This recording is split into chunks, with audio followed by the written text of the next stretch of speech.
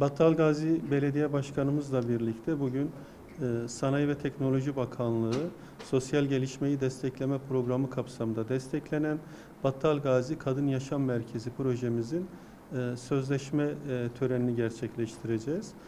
Öncelikle Battalgazi ilçemizde Orduzu Gelinciktepe'sinde kadınlarımız, dezavantajlı kadınlarımız için oluşturacağımız Kadın Yaşam Merkezi'nin ben hayırlara vesile olmasını diliyorum.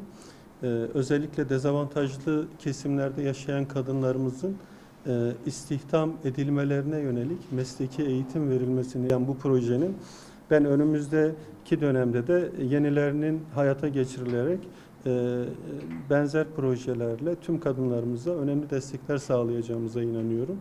Bugün Sanayi ve Teknoloji Bakanlığımızın önderliğinde Fırat Kalkınma Ajansımızla Battalgazi Kadın Yaşam Merkezi için bir proje geliştirdik. Bakanlığımızın, ajansımızın desteğiyle inşallah projemizi hayata geçireceğiz. Toplam 6.247.000 TL bütçeli bir projedir.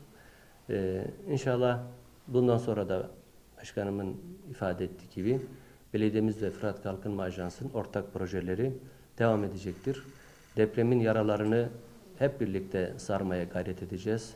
İnşallah bu çalışmamızda Gelinciktepe bölgemizde yeni TOKİ konutlarının yapıldığı, yoğun bir nüfusun kümeleştiği bölgede böyle bir faaliyeti hep birlikte inşallah yapacağız, hayata geçireceğiz. Bölgedeki insanımıza yardım elimizi birlikte uzatacağız.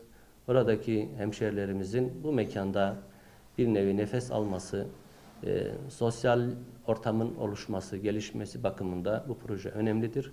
Ben kendilerine teşekkür ederim. Katkı destekleri için inşallah. Bundan sonra da ortak çalışmalarımız devam edecektir. Teşekkür ederim.